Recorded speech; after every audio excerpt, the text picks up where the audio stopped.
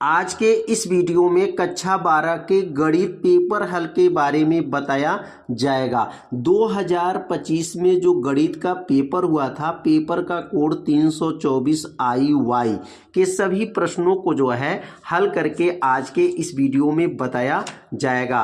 पिछले भाग के वीडियो में प्रश्न नंबर 1 से लेकर के प्रश्न नंबर 4 तक के सभी प्रश्नों को हल करके वीडियो अपलोड कर दिया गया है। यदि उस भाग का वीडियो आप सभी विद्यार्थी नहीं देखे हैं तो डिस्क्रिप्शन बॉक्स में जो है वीडियो का लिंक है, वहां से जाकर के वीडियो को देख सकते हैं। इस भाग में प्रश्न नंबर 5 से लेकर के आगे के सभी प्रश्नों को हल करके आज के इस वीडियो में बताया जाएगा। तो एक एक प्रश्न जो है आप सभी विद्यार्थी अच्छे से समझिएगा। तो क्वेश्चन है समुच्चय A बराबर 1 2 3 4 5 6। तो A का मान जो है 1 से लेकर के 6 तक प्रयोग करना है और रिलेशन दिया गया है R बराबर x, y संबंधे y भाज्य है x से द्वारा परिभाषित संबंध। क्या यह तुल्यता संबंध है? तो तुल्यता संबंध कैसे लाया जाएगा, क्या यह तुल्यता संबंध बनेगा कि नहीं बनेगा? तो सबसे पहले काम करेंगे यहाँ पर हल, और हल लिखने के बाद से यहाँ पर रिलेशन पहले नोट करेंगे कि रिलेशन क्या दिया गया है। तो रिलेशन R बराबर दिया गया है कोष्टक में x, y के पदों में होना चाहिए, और y का मान y जो है भाज्य है, y भाज्य है किससे? x से। ऐसा मान आपको रखना है कि y भाज्य हो जाए x से। तो रिलेशन कौन कौन बनेगा इसमें? संख्या 1 से 6 तक संख्या आपको लेना है। तो 1, 1 बनेगा, 2, 2 बनेगा, 3, 3, 4, 4, 4, 4, 5, 5 बनेगा, और 6, 6 बनेगा, क्योंकि यह एक दूसरे से क्या हो जा रहा है? भाज्य हो जा रहा है। भाज्य का मतलब हो गया कि यहाँ पर y वाले मान से x वाले मान से भाग देने पर पूरा पूरा क्या हो जाएगा? कट जाएगा। अब अगला इसमें संख्या और कौन कौन बन सकता है? 1, 2 बन सकता है, 1, जो है 1, 3 बन सकता है, 1, 4 बन सकता है, 1, 5 बन सकता है, और 1, 6 बन सकता है। y भाज्य x से है, y भाज्य किसी में y का संख्या x में भाग करने पर पूरा पूरा कट जाएगा। 2, 4 बन सकता है, 2, 6 बन सकता है, और अगला यहाँ बनेगा 3, 6 बन सकता है, 3, 6 बन सकता है। अब यहाँ पर जो संख्या जो है 3, 6 के बाद कोई संख्या अब नहीं बन पाएगा, क्योंकि 4 जब बनेगा तो 4 में तो हमारा जो 4 दूनी 8, 8 इसमें संख्या है नहीं, इसलिए जो है पूरा संख्या इसी में आपको बनेगा। तो ये पूरा समुच्चय बन चुका है। अब इसमें आपको जांच करेंगे क्या वह स्वतुल्य है, सममित है, संक्रामक है। यदि स्वतुल्य, सममित, संक्रामक होगा तो तुल्यता संबंध होगा, यदि नहीं होगा तो जो है तुल्यता संबंध नहीं होगा। तो यहाँ पर स्वतुल्य का नियम क्या है? यदि 1, 1 जो एलिमेंट जो है R में है, मतलब एलिमेंट A, A जो है R में उपस्थित है, तो कहेंगे 1, 1 इसके अंदर है, 2, 2 भी इसके अंदर है, मतलब ये दोनों संख्या अगर बराबर है इसके अंदर तो क्या माना जाता है? स्वतुल्य माना जाता है। तो अब अगर यहाँ 1, 1, 2, 2, 3, 3, 4, 4 बराबर है तो क्या कहा जाता है? स्वतुल्य है। क्या हो जाएगा? यह स्वतुल्य है। तो एक तो आपको सिद्ध हो गया स्वतुल्य। अब सममित चेक करेंगे। स्वतुल्य तो हो गया, अब सममित कैसे चेक होता है? तो सममित अगर चेक करते हैं, जैसे यहाँ पर दिया गया है 1, 2, तो 1, 2 तो इसके अंदर है, 1, 2 एलिमेंट जो है R, मतलब 1, 2 जो समुच्चय है वो R में है, लेकिन 2, 1 अगर इसका विपरीत उल्टा देखा जाए तो क्या R में है? तो 2, 1 जो है R के अंदर नहीं है। अब सममित का नियम होता है 1, 2 तो 2, 1 उल्टा लेना रहता है। तो इसके अंदर 2, 1 नहीं है। जब नहीं है तो एलिमेंट को क्या करेंगे? काट देंगे। नहीं है तो जब नहीं है तो क्या लिखा जाएगा? सममित नहीं है। क्या लिखेंगे यहाँ पर? सममित नहीं है। स्वतुल्य था लेकिन क्या है? सममित नहीं है। सममित नहीं हो गया, नहीं है। जब सममित नहीं है, अब हम लोग चेक करेंगे जो है संक्रामक है। तो यहाँ संक्रामक का नियम क्या होता है कि अगर यहाँ पर 1, 4 लेते हैं, क्या लेते हैं? 1, अगर यहाँ पर 2 ही लेते हैं, 1, 2, और यहाँ 2,4 ले लेते हैं। क्या इसके अंदर यह एलिमेंट है? तो देखेंगे यह दोनों एलिमेंट इसके अंदर है क्या? 1,2 तो देखेंगे ऊपर में देखेंगे 1,2 है और 2,4 भी है, 2,4 है, दोनों एलिमेंट हैं। लेकिन 2 से 2 ये कट जाए, 2 से 2 कट जाए तो क्या बचेगा? 1,4। तो कहेंगे यहाँ पर 1,4 भी है। तो देखेंगे 1,4 इसके अंदर है कि नहीं है, क्योंकि सममित का नियम संक्रामक का नियम क्या होता है कि इसका लास्ट वाला और इसका शुरू वाला काटने के बाद जो संख्या बचता है वह संख्या अगर उसके अंदर है तो संक्रामक होता है, अगर संख्या नहीं है तो संक्रामक नहीं होता है। तो 1,2 2,4 लिए हैं, 2 से 2 कट गया, 1,4। अब 1,4 इसके अंदर देखिए है और ये तीनों मान देखेंगे 1,2 भी है और यहाँ पर जो है 2,4 भी है और 1,4 भी है। तो ये तीनों मान इसके अंदर उपस्थित हैं। तो क्या लिखेंगे? यह संक्रामक है। क्या लिखेंगे? संक्रामक है। लेकिन यहाँ पर आपको क्या बताना? संक्रामक तो है लेकिन पहला क्या था? स्वतुल्य था, सम्मित था, सम्मित नहीं है, संक्रामक है। इसका मतलब तुल्यता संबंध नहीं है। तुल्यता संबंध का मतलब क्या है? लिखेंगे यह तुल्यता संबंध नहीं है। कहेंगे यहाँ पर यह तुल्यता संबंध नहीं है। तुल्यता संबंध का मतलब तो तुल्यता संबंध नहीं है, तुल्यता संबंध नहीं है। तुल्यता संबंध क्यों नहीं है? क्योंकि यहाँ पर जो है सम्मित जो है नहीं था। अगर तीनों स्वतुल्य रहता, सम्मित रहता और संक्रामक रहता तो तुल्यता संबंध माना जाता। लेकिन यहाँ पर तो सम्मित नहीं है, 1,2 2,1 उल्टा इसका विपरीत इसके अंदर नहीं था, तो इसलिए कहेंगे यह तुल्यता संबंध नहीं है। उम्मीद करते हैं ये प्रश्न आप लोग को अच्छे से समझ में आ गया होगा। तो अब सीखेंगे अगला प्रश्न। तो अब अगला प्रश्न है, आबयु ए बराबर दिया गया 3 -2 -4 3 -2 -5 -1 1 2 को सम्मित आबयु तथा विषम सम्मित आबयु के योगफल के रूप में व्यक्त कीजिए। तो यह प्रश्न बहुत ही आसान है, बस थोड़ा सा आपको ध्यान देना पड़ेगा। तो सबसे पहले यहाँ पर लिखेंगे हल, और हल में यहाँ पर पहले क्वेश्चन को करेंगे नोट। लिखेंगे यहाँ पर हल, और हल लिखने के बाद से यहाँ पे लिखेंगे ए बराबर क्या दिया गया है। तो ए बराबर पहले नोट कर लेंगे, यहाँ पर क्या है? 3 -2 -4 3 -2 -5 -1 1 2। यह मान किसका है? तो यह मान ए का मान पहले नोट कर लेंगे।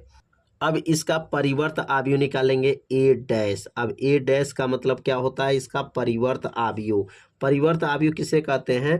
पंक्ति को स्तंभ में और स्तंभ को पंक्ति में बदल दिया जाए उसको परिवर्त आव्यूह कहा जाएगा। 3 3 -1 क्या लिखेंगे यहाँ पर? 3 3 -1। पहले यह पंक्ति में था, अभी यह स्तंभ में आ गया। -2 -2 1 क्या होगा? -2 -2 1 -4 -5 2 -4 -5 और क्या हो जाएगा? यह 2। यह बन गया कौन सा आव्यूह? परिवर्त आव्यूह। यहाँ पर ए का मान और यहाँ पर ए डैश का मान, दोनों मान पहले निकालना पड़ेगा। मान निकल जाएगा उसके बाद ध्यान दीजिएगा, यहाँ पर परिवर्त आव्यूह मतलब पंक्ति को स्तंभ में और स्तंभ को पंक्ति में बदला गया है। अब यहाँ पी का मान निकालेंगे। पी बराबर क्या होता है? तो यहाँ पर 1/2 और यहाँ लिखेंगे ए प्लस और यहाँ लिखेंगे ए डैश हो जाएगा। पी का मान कैसे निकाला जाता है? 1/2 ए प्लस ए डैश। अब यहाँ पर इसको आगे जब बढ़ाएंगे तो क्या बनेगा? यहाँ पर पी बराबर हो जाएगा 1/2। अब यहाँ पर जो मान रखना है, अब ए का मान रख देंगे। तो ए का मान क्या है? 3 -2 -4 3 -2 -5 -1 1 2। यह किसका मान है? ए का मान हो गया। करेंगे ए डैश का मान क्या है? 3 3 -1 -2 -2 1 -4 -5 2। यह किसका मान है? ए डैश का मान है और यह हो जाएगा कोष्टक बंद। यहाँ पर कोष्टक लगा लेंगे 1/2 और यहाँ 1/2 से अब इसको जब जोड़ करेंगे तो क्या बनेगा? तो लिखेंगे P बराबर, अगला लाइन बनेगा 1/2। अब इसको जोड़ेंगे तो क्या बनेगा? 3 का जोड़ 3 क्या हो जाएगा? 6 हो जाएगा। 3 में -2 यहाँ घट जाएगा तो 3 में से जब 2 घटेगा तो यह बनेगा यहाँ पर 1 हो जाएगा। -1 है और -4 है, क्या बनेगा? -5 हो जाएगा। -5 हो गया, -2 है, 3 है, 3 में से 2 चला जाएगा तो बचेगा 1, -2 मिल करके -4, और यहाँ 1 है, 1 में से 5 जाएगा -4 हो जाएगा, -4 -1 मिल करके -5 हो जाएगा, और -5 और यहाँ 1 है तो 1 में से 5 जाएगा तो -4, और यहाँ 2 में और 2 मिल करके हो जाएगा +4। तो यह कहाँ से आ गया, समझ में आ गया होगा।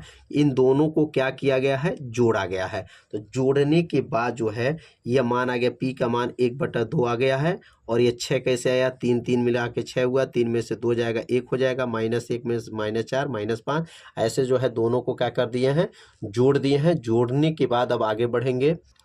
अब यहाँ पर 1/2 को अंदर कर देंगे, यहाँ पर 1/2 से अंदर गुणा कर लेंगे। जब गुणा करेंगे तो क्या बनेगा, अब यहाँ पे देखेंगे 6 है तो 6 में गुणा करेंगे, 6/2, 6 यहाँ हो जाएगा 1/2 -5/2, और यहाँ हो जाएगा 1/2 -4/2, यहाँ हो जाएगा -4/2, और यहाँ माइनस नीचे हो जाएगा, नीचे बनेगा -5/2, और यहाँ हो जाएगा -4/2, और यहाँ हो जाएगा 4/2। मतलब सब में 1/2 से क्या किए हैं, गुणा कर लिए हैं। गुणा करने के बाद से क्या आएगा, पी का मान, पी का मान आ जाएगा। अब यहाँ पर अगला बनेगा, 2 से 6 कट जाएगा, 3 1/2 -5/2, और यहाँ हो जाएगा 1/2, 1/2 2 दूना 4 -2 2 दूना 4 -2 -5/2, और यहाँ 2 दूना 4 -2 हो जाएगा, 2 दूना 4। मतलब 2 से जो कटने वाला संख्या रहेगा, 2 से संख्या को क्या करेंगे, काट देंगे। तो अब ये काटने के बाद जो मान आया है, पी का मान जो आया है, अगर पी डैश किया जाए तो उसका अगर पी डैश करते हैं तो क्या वही मान आएगा कि दूसरा आएगा। अगर इसका डैश करते हैं, परिवर्त आव्यूह करते हैं, पी डैश कर दिया जाए तो क्या बनेगा।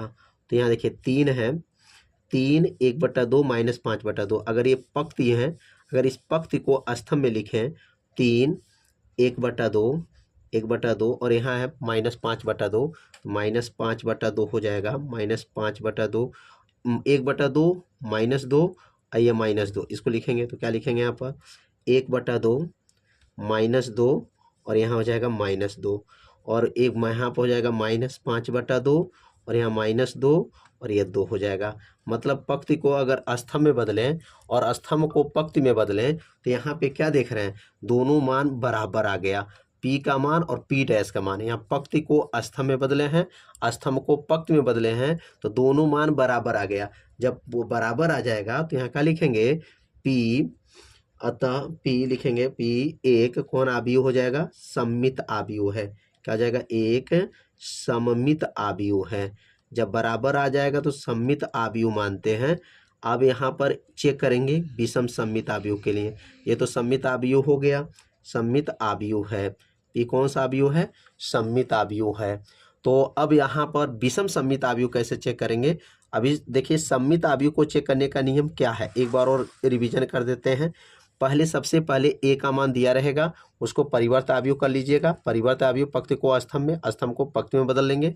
p बराबर 1/2 a प्लस a डैश करेंगे, 1/2 ये a का पूरा मान और यह a डैश का मान, दोनों को जोड़े हैं, 1/2 से अंदर गुणा कर लीजिए। गुणा करने के बाद जो कटने वाला अंक है उसको काट दीजिएगा। काटने के बाद जो मान आएगा उस मान को पंक्ति को स्तंभ में, स्तंभ को पंक्ति में बदलेंगे तो पूरा मान सेम आ जाएगा। और जब पूरा मान सेम आएगा तो उसको कहा जाएगा पी एक कौन आव्यूह है, सममित आव्यूह है। अब चेक करेंगे विषम सममित आव्यूह है कि नहीं है। अब विषम सममित आव्यूह लाने के लिए Q बराबर क्या होता है, 1/2 a माइनस a डैश हो जाता है। अब यहाँ पर इसके पहले क्या था, ये प्लस में था, अब ये माइनस में हो जाएगा। अब इसको आगे हल करेंगे तो Q बराबर हो जाएगा 1/2 हो जाएगा।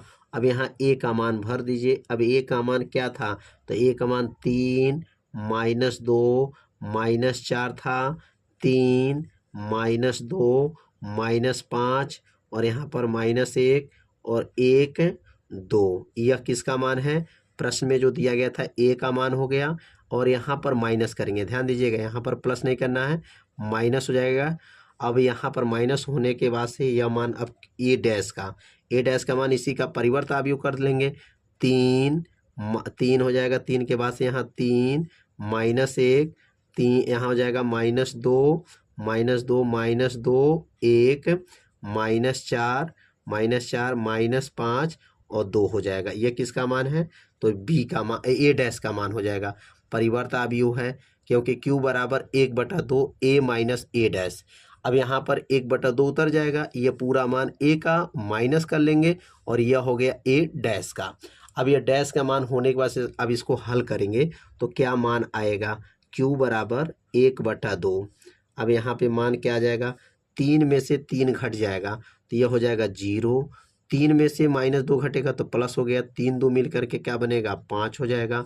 -1 है, माइनस +4 हो जाएगा, +4 में से 1 घट जाएगा तो 3 हो जाएगा। -2 में से 3 घटेगा तो -2 -3 -5 हो जाएगा। -2 और -2 है तो माइनस में मिल के +2, 2 में से 2 निकल गया 0 हो जाएगा। 1 में से -5 घटेगा तो +5 हो जाएगा, 5 और 1 मिल करके 6 हो जाएगा। -4 -1 तो 1 में से 4 घटेगा तो यहाँ बचेगा -3, -5 और -1 मिल करके -6 हो जाएगा और 2 है, अब -2 यह हो जाएगा 0 हो जाएगा। तो ये लाइन कहाँ से आ गया? इस मान में से इस मान को क्या किए हैं? घटाए हैं। और घटाने पे चिन्ह को ध्यान देना पड़ेगा, जो चिन्ह बदल जा रहा है उस चिन्ह को आपको समझना है। अब यहाँ 1/2 को अंदर कर लीजिए, जब 1/2 अंदर चला जाएगा तो q बराबर क्या बनेगा? अब यहाँ पर 1/2 में गुणा करेंगे तो क्या बनेगा? 0 हो जाएगा। यहाँ 1/2 में गुणा करेंगे तो 5/2 हो जाएगा। यहाँ गुणा करेंगे तो 3/2 हो जाएगा। यहाँ गुणा कर लेंगे -5/2 हो जाएगा। 0 में गुणा करेंगे तो 0 होगा। 6 में 2 से 1/2 से करेंगे 2 3 6 3 हो जाएगा क्योंकि 2 से 6 कट जाएगा। और यहाँ गुणा करेंगे तो -3/2 हो जाएगा और यहाँ 2 3 6 -3 हो जाएगा और ये 0 हो जाएगा। मतलब 1/2 से जब गुणा करने पर क्या क्या संख्या आया तो यह संख्या को यहाँ पर नोट कर लिया है। यहाँ 6 को कट गया और ये भी 6 कट गया है 2 से, और काटने के बाद जो संख्या है उस संख्या को नोट करेंगे। अगर इसका डैश किया जाए, क्यू डैश अगर निकालना है और क्यू डैश जो है -q के बराबर अगर आ जाता है तो इसको कहा जाता है सम्मित विषम सम्मित अवयव। तो यहाँ पर अगर इसका डैश करने पर क्या आ रहा है तो डैश करने पर क्या कहेगा? 0 और यहाँ लिखेंगे 5/2, 5/2 हो जाएगा और यहाँ मान आ जाएगा 3/2। पंक्ति को किस में बदलना है? पंक्ति को स्तंभ बदल दिए, पंक्ति में था स्तंभ में आ गया। अब यहाँ पर जो पंक्ति में है क्या है? -5/2 है, 0 हो जाएगा, 3 हो जाएगा, यहाँ लिखेंगे -3/2 और यहाँ हो जाएगा -3 और ये 0 हो गया। पंक्ति को किस में लाए हैं? पंक्ति को स्तंभ में और स्तंभ को पंक्ति में लाएं तो देखेंगे क्या मान बराबर है। तो यहाँ पर देखेंगे 0 है तो 0 था, लेकिन यह -5/2 है, यहाँ पर +5/2 है। तो यहाँ पे क्या करेंगे? माइनस को कॉमन लेना पड़ेगा क्योंकि यहाँ पर विषम सम्मित लाना है। तो q डैश बराबर अगर माइनस कॉमन ले लें तो क्या बनेगा? 0 प्लस में हो या माइनस में हो 0 ही रहेगा। ये प्लस हो जाएगा 5/2 हो जाएगा, ये माइनस में था प्लस हो जाएगा 3/2 हो जाएगा, ये माइनस में प्लस में था माइनस हो जाएगा 5/2 हो जाएगा और ये 0 तो 0 रहेगा, -3 +3 हो जाएगा और यहाँ 3/2 प्लस में है तो क्या बनेगा? -3/2 हो जाएगा, -3 हो जाएगा, 0 हो जाएगा। अब ये देखेंगे पंक्ति को जो स्तंभ में जो बदले थे यह मान माइनस में जब कॉमन ले लिए तो यह पूरा मान यहाँ पर आ गया, पूरा मान एकदम एक बराबर आ गया। और जब यहाँ पे बराबर आ गया यह पूरा मान q का मान और यह पूरा मान q डैश का मान, पूरा मान मिला लीजिए एकदम बराबर आ गया है। और जब पूरा बराबर आ गया है तो ये मान क्या कहा जाएगा? विषम सम्मित अवयव। इसका मतलब q डैश जो q के अगर बराबर आ जाए, q डैश q के बराबर आ जाए, -q के बराबर आ जाए तो क्या कहा जाता है? विषम सम्मित। कौन अवयव? विषम सम्मित अवयव है, विषम सम्मित अवयव कहा जाता है, विषम सम्मित अवयव है। तो विषम सम्मित अवयव का मतलब क्या है और सम्मित अवयव का मतलब क्या है? सम्मित अवयव p डैश p के बराबर आ जाए, p डैश p के बराबर आ जाए, p डैश p के बराबर जब आया तो इसका मतलब सम्मित अवयव। q डैश -q के बराबर आना चाहिए तो विषम सम्मित अवयव कहा जाता है। अब ये कहा गया कि दोनों को जोड़ निकालिएगा, p और q का जोड़ निकाल दीजिए। तो यहाँ लिखेंगे p प्लस q का मान यहाँ निकालेंगे तो p प्लस q का मान, तो p का मान क्या आया था और q का मान क्या आया था। अब दोनों मान को यहाँ पर रख देंगे तो p का मान क्या आया था? 3 आया था, 1/2 आया था, -5/2 आया था और यहाँ पर 1/2 आया है और यहाँ -2 है और ये -2 है, -5/2 है और यहाँ पर -2 है और यह 2 है। ये किसका मान है? P का मान आया था। और यहाँ प्लस करेंगे और ये Q का मान ऊपर जो मान आया था क्या आया था? 0 -5/2 -5/2 -3/2 और क्या था यहाँ पर? 5/2 5/2 था और यहाँ 0 था -3 और ये 3/2 और ये 3 और ये 0। ये किसका मान है? Q का मान है। ऊपर जो मान रखे हैं ये P का मान और ये Q का मान, क्योंकि लास्ट में योगफल पूछा गया है। अब इसका योगफल अगर करेंगे तो कितना मान आएगा? तो योगफल करेंगे, योग करेंगे मतलब जोड़ करेंगे तो क्या आएगा? अगर 3 में 0 जोड़ दें तो 3 में 0 जोड़ेंगे, 3 में 0 जोड़ेंगे तो 3 ही होगा। और 1/2 5/2 5 और 1 6 और 6/2, इसका मतलब इसका उत्तर क्या आ जाएगा? 3 ही आएगा। और -5 और ये 3 है, 3 में से 5 जाएगा -2 और 2 से 2 कट जाएगा, क्या आएगा? -1 आ जाएगा।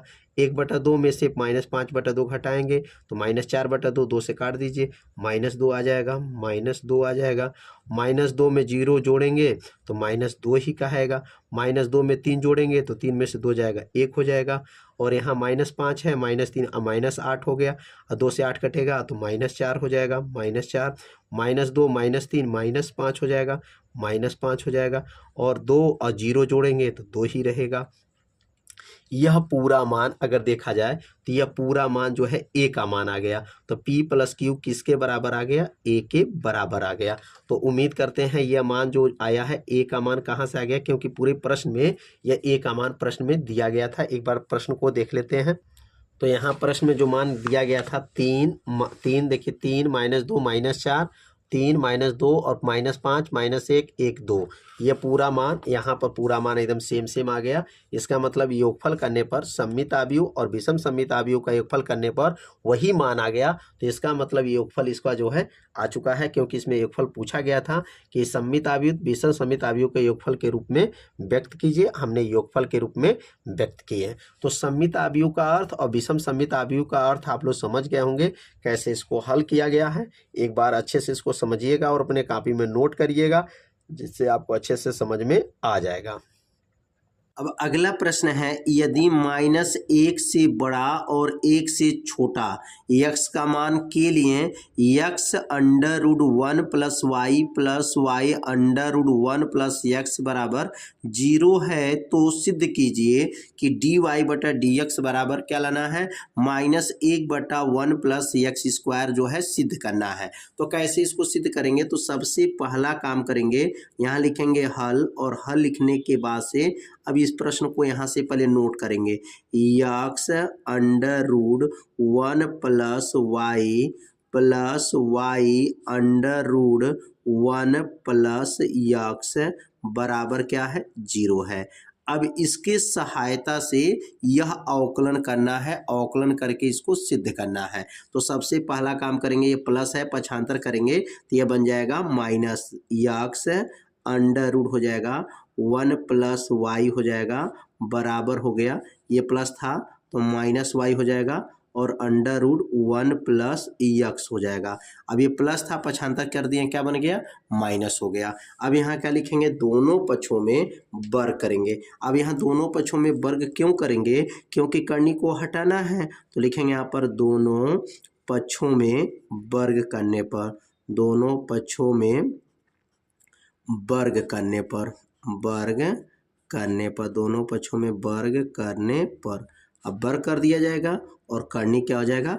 हट जाएगा। तो क्या बनेगा यहाँ पर? x √1 + y का होल वर्ग हो जाएगा, यहाँ पर वर्ग हो गया, बराबर -y √1 + x का होल वर्ग हो जाएगा। दोनों पक्षों में वर्ग कर दिया गया। वर्ग से क्या होगा? अब यहाँ पर कर्णी हट जाएगा और यहाँ वर्ग से माइनस भी हटेगा, कर्णी भी हट जाएगा। तो यहाँ क्या बनेगा? x का वर्ग और कर्णी हट जाएगा तो 1 + y हो जाएगा, बराबर, यहाँ वर्ग से कर्णी हटेगा, y का वर्ग और कर्णी हट जाएगा, 1 + x हो जाएगा। तो वर्ग से कर्णी हट गया और माइनस भी हट गया।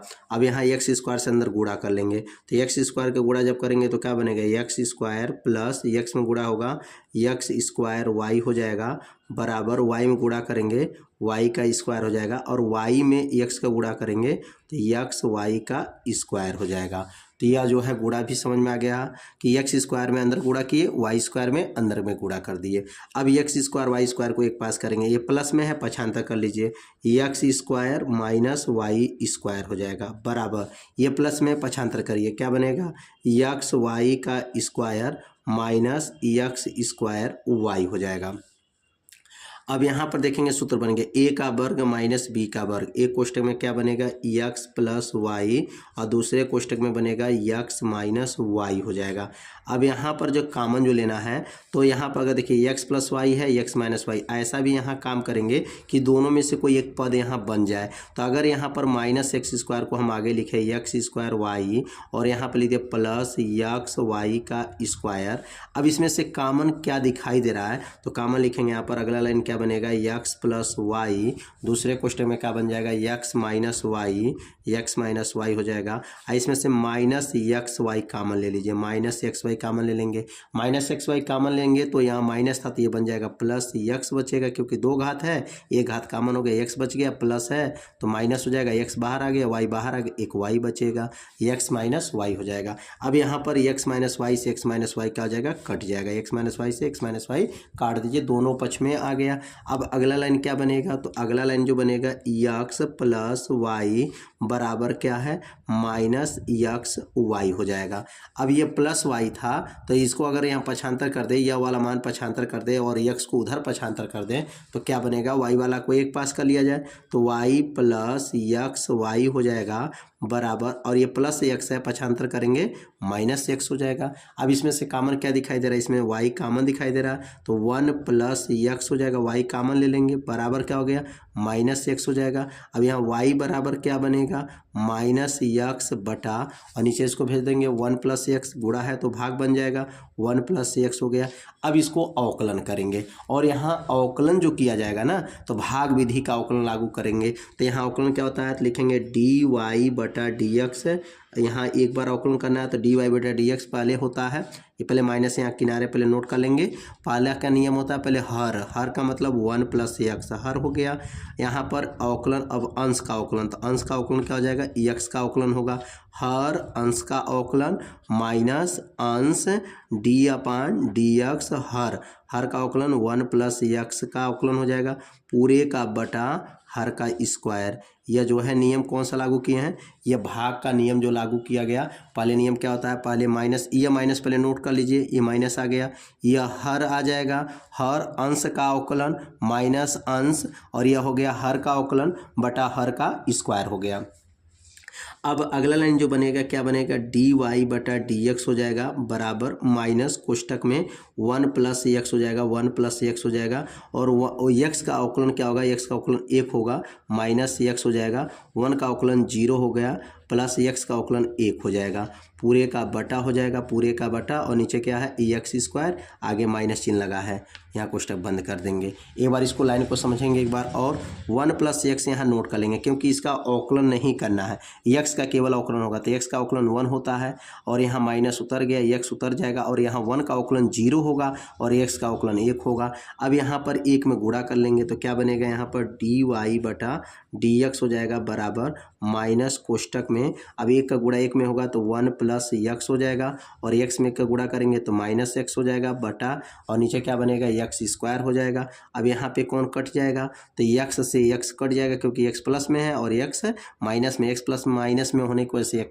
एक्स कट गया, कटने के बाद से बचा क्या, यही सिद्ध करना था, डी वाई बटा डी एक्स बराबर क्या लाना है माइनस एक बटा, और यहाँ ध्यान दीजिए यहाँ पर जो है हर में जो है वन प्लस एक्स है, यहाँ वन प्लस एक्स का होल स्क्वायर रहेगा, वन प्लस एक्स है, यहाँ वन प्लस एक्स का होल स्क्वायर रहेगा, और यहाँ पर भी वन प्लस एक्स का होल स्क्वायर रहेगा। यहाँ थोड़ा सा ध्यान दीजिएगा क्योंकि हर में वन प्लस एक्स है तो वन प्लस एक्स का whole square, one plus x का whole square, one plus x का होल स्क्वायर, और नीचे भी क्या रहेगा वन प्लस एक्स का होल स्क्वायर हो जाएगा। अब जो है यही सिद्ध करना था और यही सिद्ध करना है, मिलान कर सकते हैं कि यही सिद्ध करना है। एक बार देख सकते हैं डी वाई बटा डी एक्स क्या सिद्ध करना है, तो डी वाई बटा डी एक्स बराबर -1/1 + एक्स का होल स्क्वायर लाना था। और ये नियम यहाँ पर थोड़ा सा ध्यान देना है, ये जो भाग का नियम लागू किए हैं तो ये भाग का नियम जो लागू किया पहले हर हो गया अंश का अवकलन माइनस अंश हर का अवकलन हर का स्क्वायर, यहाँ हर में 1 + x है तो 1 + x का पूरे का होल वर्ग रहेगा और अगला लाइन भी 1 + x का या होल स्क्वायर रहेगा। अब x कट गया क्योंकि अवकलन किए हैं और x में जो है अंदर गुणा हो गया है, x कट गया बचा कौन सी 1 + x का होल स्क्वायर बच जाएगा। तो नीचे क्या आ जाएगा डी वाई बटा डी एक्स बराबर -1/1 + x का होल स्क्वायर, और यही क्या करना था सिद्ध करना था। तो उम्मीद करते हैं ये प्रश्न आप लोग को अच्छे से समझ में आ गया होगा कैसे इसको सिद्ध किया गया है। तो अब सीखेंगे अब अगला प्रश्न। अब अगला प्रश्न क्या है, अब अगला प्रश्न के बारे में समझेंगे। तो अगला जो प्रश्न है रेखा युग्मों वेक्टर r बराबर 3i + j - 2k plus lambda i - j - 2k है। वेक्टर r बराबर 2i - j - 56k plus mu 3i - 5j - 4k के बीच का कोण ज्ञात कीजिए। अब यहाँ पर कोण ज्ञात करना है तो सबसे पहले क्या करेंगे, यहाँ पे लिखेंगे हल, और हल लिखने के बाद से क्वेश्चन में पहले क्या करेंगे वेक्टर r बराबर पहले नोट करेंगे, वेक्टर r बराबर क्या है 3i + j - 2k और यहाँ दिया गया plus lambda i cap - j cap - 2k cap. अब यहाँ पर इसको तुलना करेंगे, किससे तुलना करेंगे वेक्टर r बराबर यहाँ तुलना करेंगे a1 plus lambda vector b1 से क्या करेंगे तुलना करने पर तुलना कर लेंगे। तुलना करने पर यहाँ पर a1 का मान क्या है b1 का मान क्या है पहले तुलना करके यहाँ नोट कर लेंगे। तो a1 का मान इसमें क्या है तो लिखेंगे यहाँ पर a1 वेक्टर a1 बराबर क्या है 3i + j - 2k या a1 का मान है, और b1 का मान क्या है तो b1 का मान क्या है i - j - 2k। यह जो मान a1 का और b1 का मान पहले निकालना है, तो इससे तुलना करके a1 का मान b1 का मान निकाल लेंगे। अब दूसरा यहाँ पर जो रेखा युग्म में दिया है अब इसको नोट करेंगे। तो दूसरा जो रेखा युग्म में दिया गया है अब वह क्या है इसको नोट करते हैं।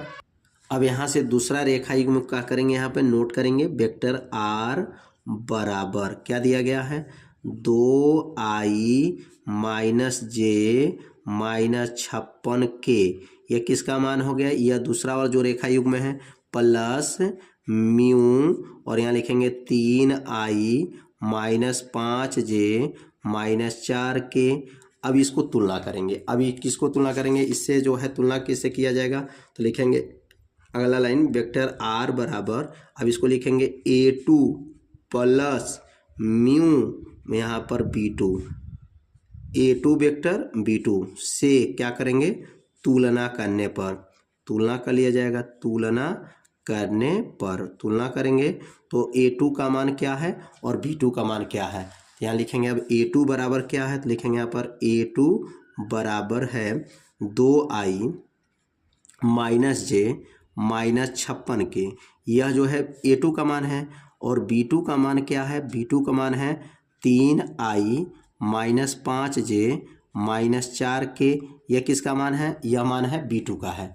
अब यहाँ पर कोण पूछा जा रहा है तो कोण का सूत्र क्या होता है काश थीटा यहाँ पर निकालना है, तो काश थीटा का सूत्र लिखेंगे काश थीटा बराबर होता है मपांक vector b1 into vector b2 बटा वेक्टर b1 का मपांक वेक्टर b1 का मपांक और मपांक क्या हो जाएगा वेक्टर b2 का मपांक। और यह जो सूत्र लिखेंगे किसका सूत्र है यह काश थीटा का सूत्र होता है vector b1 into vector b2 b1 का मपांक इंटू वेक्टर b2 का मपांक, ये सूत्र होता है। अब इस सूत्र में क्या करेंगे मान को क्या करेंगे रखेंगे, मान को रख करके इसको आगे हल करेंगे। तो कैसे हल करेंगे अब अगला लाइन क्या बनेगा काश थीटा बराबर हो जाएगा और यहाँ पर मान रखेंगे b1, तो b1 का मान ऊपर देखेंगे क्या है एक बार देख सकते हैं b1 का मान क्या है तो i - j - 2k, क्या लिखेंगे यहाँ पर i - j - 2k, यह मान जो है B1 का है और यहाँ लिखेंगे B2 का मान क्या है, तो B2 का मान 3i minus 5j minus 4k, यह B2 का मान है, बटा हो जाएगा बटा। अब यहाँ लिखेंगे B1 का मापांक, तो B1 का मापांक कैसे निकलेगा, यहाँ लिखेंगे 1 का वर्ग प्लस माइनस 1 का वर्ग प्लस माइनस 2 का वर्ग, यह कहाँ से आ गया, अंडर रूट। तो यह जो है यह B1 का मापांक जब निकालेंगे तो करनी में लिखते हैं I का गुणांक, J का गुणांक और K का गुणांक। यहाँ I का गुणांक क्या है, 3 है, 3 का वर्ग प्लस माइनस 5 का वर्ग प्लस यहाँ लिखेंगे प्लस माइनस 4 का वर्ग हो जाएगा। अब यहाँ पर मान भर करके इसको जब हल करेंगे तो उत्तर क्या आएगा, वही इसका क्या हो जाएगा, आंसर हो जाएगा। तो लिखेंगे काश थीटा बराबर हो जाएगा। अब इसका गुणा करेंगे, I का गुणांक यहाँ 1 है, यहाँ I का गुणांक 3 है, तो 1 का गुणा जब 3 में करेंगे तो 3 एक अन्नम 3 हो जाएगा, यह 3 हो गया। माइनस 1 का गुणा माइनस 5 में करेंगे तो प्लस 5 हो जाएगा। माइनस 2 का गुणा माइनस 4 में करेंगे तो ये प्लस 8 हो जाएगा, 4 दूनी 8 बटा नीचे अंडर रूट में। अब अंडर रूट 1 का वर्ग 1 होगा, 1 का वर्ग 1 हो जाएगा और 2 का वर्ग क्या होगा, 4 हो जाएगा। अंडर रूट में यहाँ पे क्या होगा, 3 का वर्ग 9 होगा, 5 का वर्ग 25 होगा और 4 का वर्ग 16 हो जाएगा। मापांक बंद कर देंगे। कहाँ से आया, 3 कहाँ से आया, एक बार रिवीजन करेंगे। I के बगल में 1, I के बगल में 3, 3 एक का नाम 3, यहाँ माइनस 1 है, माइनस 5 है, गुणा करेंगे प्लस 5, 2 में 4 का गुणा करेंगे 8। अब इसको जोड़ेंगे तो 5 3 8 और 8 मिल करके क्या हो जाएगा, 16 हो जाएगा। तो काश थीटा बराबर हो जाएगा, ऊपर अब 16 हो गया बटा 16 बटा, अब 16 बटा होने के बाद से अब यहाँ करनी में क्या बचेगा, करनी में हो गया, करनी में यह 6 हो जाएगा और करनी में यह हो जाएगा, करनी में 16 9 25, 25 मिल करके 50 हो जाएगा, 50 हो जाएगा, 50 मापांक में 50 हो गया। अब यहाँ पर काश थीटा बराबर लिखेंगे, यहाँ पर काश थीटा बराबर, अब यह 16 को 6 को और या 50 को कैसे लिख सकते हैं, 16 बटा 6 को लिख सकते हैं 2 दूना 6, 2 तिहाई 6, 2 तिहाई 6 हो जाएगा। अब 50 को क्या लिख सकते हैं, 50 को 2 गुणे 5 गुणे 5 हो जाएगा, 5 पे 25, 25 दूना 50 हो गया। अब इसमें जोड़ा बैठाएंगे तो देखिए 5 का जोड़ा बैठ जा रहा है और 2 का जोड़ा बैठ जा रहा है, 3 का जोड़ा नहीं बैठ पा रहा है। तो क्या लिखेंगे यहाँ पर, काश थीटा बराबर हो जाएगा 16 बटा हो जाएगा, 2 बाहर आ जाएगा, 5 बाहर आ जाएगा और करनी में 3 हो जाएगा, क्योंकि करनी 3 का जोड़ा नहीं बैठा है। अब 2 से 16 कट जाएगा, 2 8 16, तो क्या बनेगा यहाँ पर, काश थीटा बराबर लिखेंगे, काश थीटा बराबर 2 से 16 कट गया तो 8 बटा और 5 करनी में 3 हो जाएगा, 5 करनी में 3 हो जाएगा।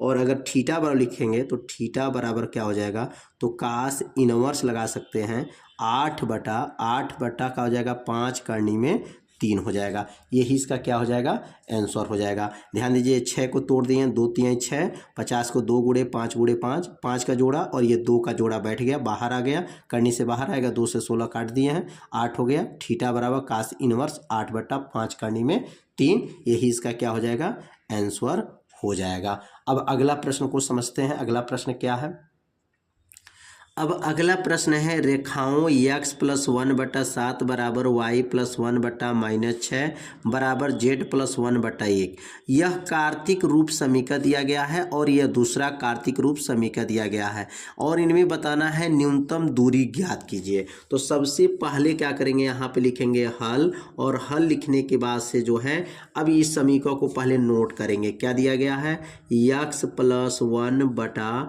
7 दिया गया है बराबर y प्लस 1 बटा माइनस 6 दिया गया है बराबर z प्लस 1 बटा 1 दिया गया है।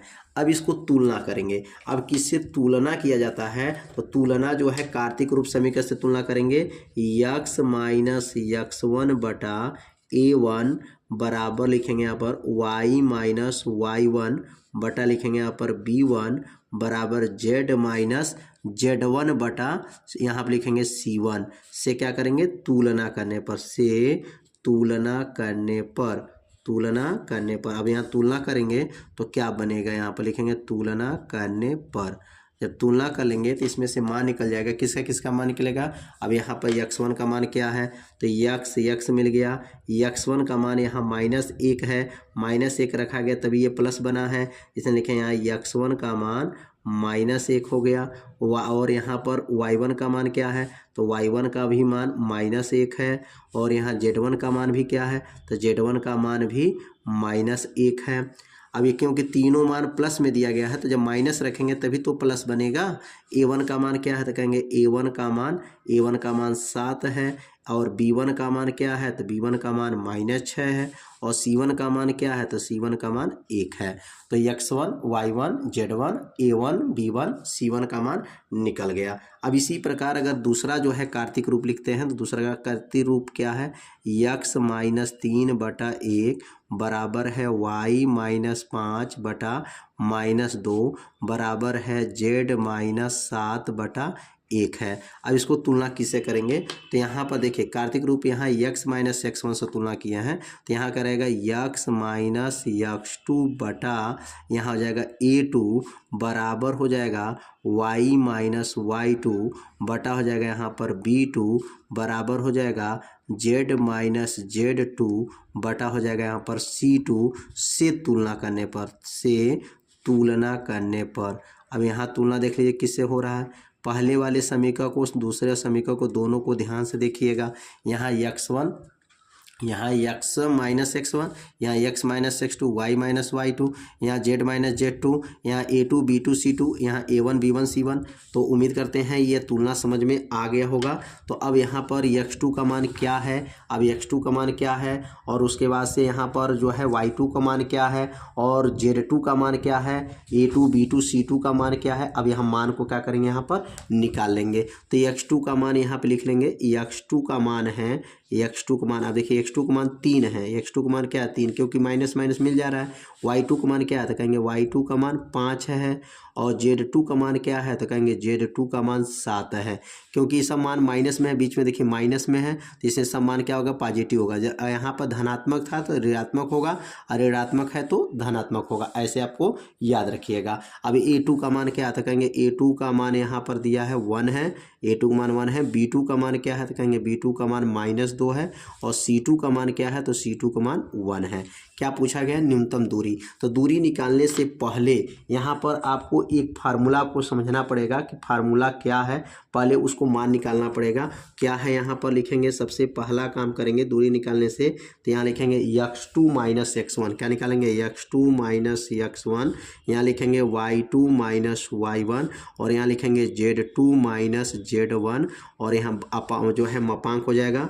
और यहाँ पर अगला जो मान होगा क्या होगा, a1 हो जाएगा, a1 यहाँ पर होगा, b1 होगा और यहाँ हो जाएगा c1 और यहाँ होगा a2, यह हो जाएगा b2 और यह हो जाएगा c2। पहले इसका मान निकालना पड़ेगा, जब तक ये मान निकलेगा नहीं तब तक हम दूरी निकल नहीं पाएंगे। तो दूरी निकालने के लिए इतना काम पहले कर लिया जाए तब आगे बढ़ते हैं। x2 -x1, x2 क्या है 3 और ये -1, इसलिए 3 + 1 हो जाएगा। y2 क्या है 5, 5 -1 है तो 5 + 1 हो जाएगा, 7 + 1 हो जाएगा, 7 + 1 हो गया। a1 क्या है, तो 7 है। a2 क्या है, यहाँ पर a2 क्या है, तो 1 है। b1 कितना है, तो b1 -6 है। b2 कितना है, -2 है। और c1 कितना है, तो c1 जो है c1 यहाँ पर 1 है, c1 1 है। c2 कितना है, 1 है। मापांक कर लेंगे। अब इसको हल करेंगे। यह मान कहाँ से आ रहा है, ये मान सब मान कहाँ से भरे हैं, यह ऊपर वाला मान को देख करके भरा गया है। तो ये मान जो तुलना किए हैं, कार्तिक रूप जो समीकरण से तुलना किए हैं और तुलना करने पर जो मान निकला है ये मान इसमें रखे हैं। और यहाँ पे देखिए माइनस था, ये प्लस कैसे हो गया, क्योंकि x1 का मान माइनस में था तो माइनस माइनस मिल करके प्लस हो जाएगा। अब आगे बढ़ेंगे तो क्या बनेगा, 3 और 1 मिल करके क्या होगा, 4 7 1 5 1 6 6 -6 -2 7 1 कितना हो जाएगा, यहाँ पर 8 1 1 हो जाएगा। अब यहाँ पर आगे जब बढ़ेंगे यह मान निकलने के बाद से अब इसका मापांक जो है इसको प्रसार कर देंगे। इसका प्रसार कैसे करेंगे, अब यहाँ प्रसार जब होगा तो प्रसार जब किया जाएगा तो क्या क्या बनेगा। पहले तो सबसे पहला काम करेंगे 4। अब 4 वाले लाइन को प्रसार करते हैं तो 4 वाले लाइन को अगर काटेंगे तो क्या बनेगा, 4 वाली लाइन को प्रसार करेंगे तो यहाँ पर 4 वाली लाइन को काट दीजिए, ऊपर ख़त्म, नीचे काटिए, ऊपर काटिए, क्या बचेगा -6 -2 1 1 बचेगा। और दूसरा पद जब लिखते हैं तो बीच में -6 लगाते हैं, हमेशा दूसरा वाला पद माइनस रहता है। अब ये 6 वाले को काट दीजिए, क्या बचेगा 7 1 हो जाएगा, और यहाँ 1 1 हो जाएगा, +8 हो जाएगा 8। अब 8 वाली लाइन को काट दीजिए, क्या बचेगा 7 1 -6 -2 बचेगा, प्रसार कर दिया गया। अब इस जो है सारणी वाला मान जो दिया गया था, अब इस सारणी वाले मान को प्रसार करने के बाद कितना उत्तर आएगा इसको हल करेंगे। 4 6 में का गुणा करेंगे -6, -2 में गुणा करेंगे -2, और बीच में माइनस रहता है इसलिए +2 हो जाएगा, -6 7 1 9 7 -1 हो जाएगा, +8 और 6 दूनी 7 दूनी 14 -14, और 6 में गुणा करेंगे 6 कम 6 +6 हो जाएगा, यहाँ पर +6। अब इसको हल करेंगे बराबर 4 और 2 में से 6 घटा दीजिए, तो 2 में से जब 6 जाएगा तो क्या बचेगा -4 बचेगा, -4 हो जाएगा, -6 7 में से 1 जाएगा तो 7 में से 1 जाएगा तो क्या बनेगा 6 बचेगा, 6 + 8, और यहाँ पर 6 में से 14 घटा देंगे, माइनस क्या हो जाएगा -8 हो जाएगा। अब इसको गुणा करेंगे 4 चौक को 16 -16 6 छक्के 36 8 अठाई 64। अब यहाँ पे इसको जब -16 -36 -64 कितना हो जाएगा -116 हो जाएगा। तो यह पूरा मान जो है -116 आ गया, जो ये सारणी का मान जो निकाला गया है प्रसार करके -116 आ गया। अब यहाँ पर नीचे लिखेंगे दूरी का सूत्र। दूरी का सूत्र क्या होता है, तो दूरी के सूत्र निकालने के लिए अभी एक और नियम लागू करेंगे, तब जाकर के दूरी का सूत्र पूरा फाइनल होगा। अब अगला लाइन जो बनेगा, अब यहाँ पर जो लिखेंगे अंडर रूट मान निकालना पड़ेगा, क्योंकि ये सूत्र में इसकी ज़रूरत पड़ेगा। तो सूत्र क्या होता है, b1 होता है c2 - b2 c1 का होल स्क्वायर होगा, प्लस हो जाएगा, और यहाँ लिखेंगे c1 a2 - c2 a1 का होल स्क्वायर, और यहाँ लिखेंगे प्लस हो जाएगा a1, यहाँ हो जाएगा a1 b2 - a2 b1 का होल स्क्वायर। अब इसमें मान को रखना पड़ेगा। अब पूरे मान को इसमें भरेंगे, मान को देख करके ऊपर वाले मान जो दिया गया है उसी में से मान को रखना है। अब यहाँ मान को रखा जाएगा तो क्या बनेगा अंडर रूट। अब अंडर रूट में इस मान को रखेंगे, ऊपर देखिए b1 कितना है -6 है, b1 का मान क्या है -6 है। अब यहाँ -6 रखेंगे तो यहाँ लिखेंगे -6 गुणे c2 कितना है, c2 1 है तो 1 हो जाएगा, माइनस b2 कितना है -2 है, इसलिए माइनस में लेकर के प्लस हो जाएगा, 2 गुणे c1 कितना है 1 है तो 1 रख देंगे, होल स्क्वायर हो जाएगा यहाँ पर प्लस। अब यहाँ पर अगला लाइन बनेगा c1। अब c1 कितना है, c1 1 है तो यहाँ c1 1 हो जाएगा, a2 कितना है 1 है तो यहाँ a2 1 हो जाएगा, c2 कितना है 1 है तो c2 यहाँ पर 1 हो जाएगा, a1 7 यहाँ a1 7 हो गया, होल स्क्वायर हो जाएगा, प्लस b1 यहाँ a1 कितना है 7 है, b2 कितना है b2 -2 है तो यहाँ आगे माइनस लगा दे रहे हैं, माइनस आगे 2 हो गया, माइनस a2 कितना है 1 है। अब b1 कितना है b1 -6 इसलिए प्लस यहाँ हो जाएगा 6, होल स्क्वायर हो जाएगा। मान को ये देख करके, ये मान के जो है जो लिखा गया सूत्र में, ये मान यहाँ से देख करके आपको भरना है। भरने के बाद इसको अब हल करेंगे। अब हल करेंगे तो उत्तर कितना आएगा, अब इसको सॉल्व करेंगे तो क्या बनेगा, बराबर हो जाएगा, बराबर अंडर रूट। अब अंडर रूट में क्या बनेगा 6 का नाम 6 हो जाएगा, 6 का नाम 6 -6 + 2 का होल वर्ग हो जाएगा, प्लस, और यहाँ पर लिखेंगे 1 में 1 का गुणा करेंगे 1 - 7 का नाम 7 हो जाएगा, 7 का वर्ग हो जाएगा, प्लस, और 7 दूनी 14 -14 हो जाएगा, प्लस 6 हो जाएगा, होल वर्ग बराबर हो गया अंडर रूट। और 6 में से 2 घटा दीजिए, 2 में से 6 जाएगा, -4 का वर्ग होगा, प्लस, और 7 में 6 जाएगा, -6 का वर्ग होगा, प्लस, और यहाँ बनेगा -8 का वर्ग हो जाएगा। अब इसको सॉल्व करेंगे तो अंडर रूट, अब यहाँ पर 4 का वर्ग क्या बनेगा 16, और यहाँ 64, और यहाँ पर 36 6 का वर्ग 36 और 8 का वर्ग 64। ये पूरा जोड़ेंगे तो कितना आएगा, 4 का वर्ग 16, 6 का वर्ग 36 और 8 का वर्ग 64। वर्ग से सब माइनस हट जाएगा। अब यहाँ पर अंडर रूट क्या आएगा, अंडर रूट 116 आ जाएगा। अब यहाँ पर दूरी का सूत्र लिखेंगे। सूत्र क्या होता है, d बराबर होता है मपांग क्या है, x2 minus x1 y2 minus y1, यहाँ हो जाएगा z2 माइनस z1, यहाँ था a1 a2 b1 b2 c1 c2 बटा बटा हो जाएगा पूरे का बटा और अंडर रूट। अंडर रूट में क्या सूत्र लिखे हैं, अंडर रूट में सूत्र हो जाएगा अंडर रूट क्या था सूत्र, b1 c2 minus b2 c1 का होल स्क्वायर प्लस या लिखेंगे c1 a2 minus c2 a1 का whole square plus a1 b2 minus a2 b1 का होल स्क्वायर। अब इसको हल किया गया है, ऊपर ये पूरा मान जो है हल कर दिया गया है और इसको भी पूरा हल कर दिया गया है। तो यह पूरा मान कितना आया था, तो माइनस 116 आया था, माइनस 116। अभी इसको हल किए हैं तो करनी में जो है 116 आया है, क्या है करनी में 116 आ गया है, तो करनी में यहाँ पर 116 हो गया। अब इसको 2 बार करनी में लिख दीजिए, तो d बराबर क्या लिखेंगे, माइनस करनी में 116 और करनी में यहाँ पर 116 लिखा जा सकता है, 2 बार लिख सकते हैं इसको। और नीचे क्या होगा, करनी में 116। अब 116 से 116 काट दीजिए, कट जाएगा। यहाँ पर कटने के बाद से बचेगा क्या, तो बचेगा यहाँ d बराबर बचेगा माइनस करनी में 116 हो जाएगा। अब 116 को क्या लिख सकते हैं, d बराबर करनी में 2 गुणे 2 गुणे 29 क्या हो जाएगा, 29 हो जाएगा। 2 गुणे 2 गुणे 29। अब यहाँ आगे माइनस चिन्ह लगा है, माइनस चिन्ह है, लेकिन क्या होता है, दूरी ऋणात्मक नहीं होता है, माइनस नहीं होता है। अब ये माइनस को चाहे तो हटा सकते हैं। d बराबर अभी लिखेंगे, बाहर इसका जोड़ा लगा लेंगे तो 2 करनी में क्या हो जाएगा, 29 हो जाएगा। और यहाँ लिखेंगे दूरी ऋणात्मक नहीं होता है, दूरी क्या हो जाएगा, ऋणात्मक नहीं होता है, ऋणात्मक नहीं होता है लिख देंगे यहाँ पर। और जब दूरी ऋणात्मक नहीं होता है तो आंसर क्या हो जाएगा, d बराबर क्या हो जाएगा, 2 करनी में 29, यही इसका क्या हो जाएगा, आंसर हो जाएगा। तो ये क्वेश्चन थोड़ा सा बड़ा है, लेकिन ये क्वेश्चन जो है बहुत ही आसान था। तो यहाँ पर 2 काम करना है, एक बार और रिवीजन कर देते हैं।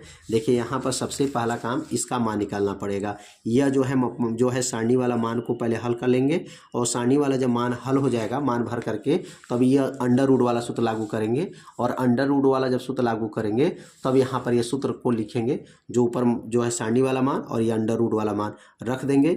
और 116 को 2 बार में लिखा जा सकता है, 116 से 116 कट जाएगा, माइनस 1 है तो माइनस 1 के बाद लिखेंगे। यहाँ अंडर रूट के अंदर माइनस नहीं लिखा जाता है, माइनस से माइनस कट गया, ये करनी 116 से 116 कट जाएगा, बचेगा माइनस करनी में 116। और करनी 116 जो है, करनी 116 को जब तोड़ेंगे 2 गुणे 2 गुणे 29 आएगा, यहाँ जोड़ा 2 का बैठ जाएगा, 2 करनी में 29, माइनस कहाँ गया, दूरी ऋणात्मक नहीं होता है। तो उम्मीद करते हैं ये प्रश्न आप लोग को अच्छे से समझ में आ गया होगा। तो आज के इस वीडियो में जो है प्रश्न नंबर 5 जो है कंप्लीट हो गया है। प्रश्न नंबर 5 तक जो है पूरे प्रश्नों को हल करा दिया गया है।